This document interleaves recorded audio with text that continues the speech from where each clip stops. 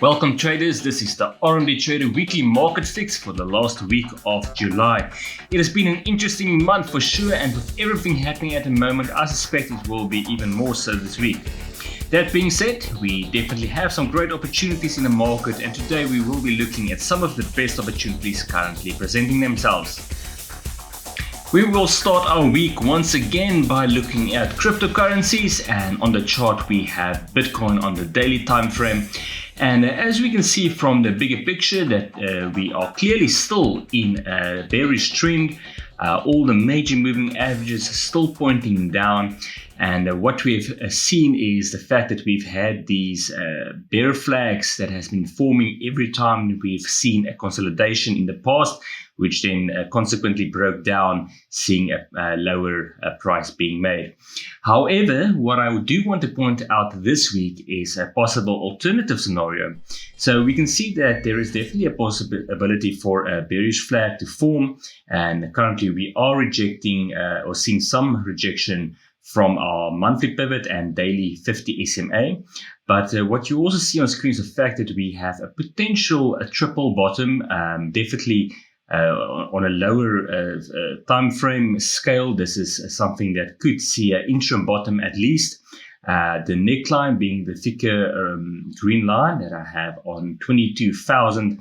So I think as long as we stay above this 22,000 level, there does remain the possibility for a correction. So we're not changing the bigger trend, we're just looking for a correction, and the targets for this correction would be the daily 100 SMA, very close to where we have our breakout level, and also the monthly R1. So that would be about 27,000 to perhaps 28,000, somewhere along that area, and that level we could see the correction happening. And then of course from there it's possible that we might then see another push lower as sellers start stepping back in. The bearish scenario, of course, should we see price break below something like 20,000 to 21,000, that could then trigger the bearish scenario where we will still be looking for a target at 14,000. That's where we have some major support. Looking at our commodities, gold has tagged the interim support, major support that we've pointed out last week as well. So that is where we have our yearly S1 pivot at 1,680. At this stage, we can see that trend also still very much bearish, although we could also expect a slight correction at this point.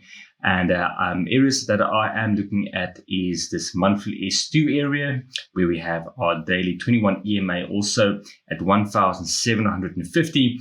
If price manages to clear that, we could perhaps even see a correction towards the daily 50 SMA and the weekly R3, the new weekly R3 at 1,800. So both of those are still scenarios in terms of a correction. Looking at our Brent crude oil, at this stage still moving sideways in consolidation. So what we would be looking for is a break either below Thursday's low at 101.50, or alternatively a break above Thursday's high at 106.75. A break below the low of Thursday could then see a test of this yearly. This is our yearly R1 pivot at about 92.93, and of course a break above Thursday's high, and that range could potentially see a correction towards this area. We have resistance from the daily 100 and daily 50 SMAs at our weekly R2 at 111.50 cents. Moving on to our indices and looking at the NASDAQ. The NASDAQ, what we might be seeing is this triangular consolidation. It's not really a flat top triangle. It's more like a standard triangular consolidation that broke to the upside. I believe that was on Tuesday. And what we did mention is the fact that we could see a correction and a test of this daily 100 SMA level, which is sitting at 12,900. There's also the possibility, if we look at a measured move, and when I'm talking about a measured move, I'm just mentioning we're looking at the triangle width, and we project that from the breakout level upwards. That will give us a target of 13,300. So that would be the two bullish scenarios. Of course, from both those, we could expect sellers to step back in, as we are still in a bearish trend, which have not yet changed. For this week, there's also the possibility of a retest of the breakout level that's sitting at 12,100, and of course, failure below that level could see a test of support at 11,700. In terms of Forex, let's have a look at the US dollar index. We've mentioned that we were looking for an interim top at least at the upper diagonal of this linear regression trend, which we were expecting. At this stage, we can see that we are trading very close to the center of this regression channel. It's important to note that the dollar index is still very much bullish. There is the chance that we might see a slight correction this week, which could be somewhere, I suspect, close to 105.6 to 105.7. So that could see a correction towards this area. And then if we do see some bullish price action, I would expect price to take out or at least tag Friday's high at 107.3. And from there, we could even see price head back to the upper end of this linear regression channel at about 108.8. And just having a look at one of the Forex pairs, let's just look at the EURUSD, which of course is the most traded Forex pair. And while we do have this bearish trend and channel that we've been trading in for quite a number of months, we've recently reached the lower end of this channel where we found some support.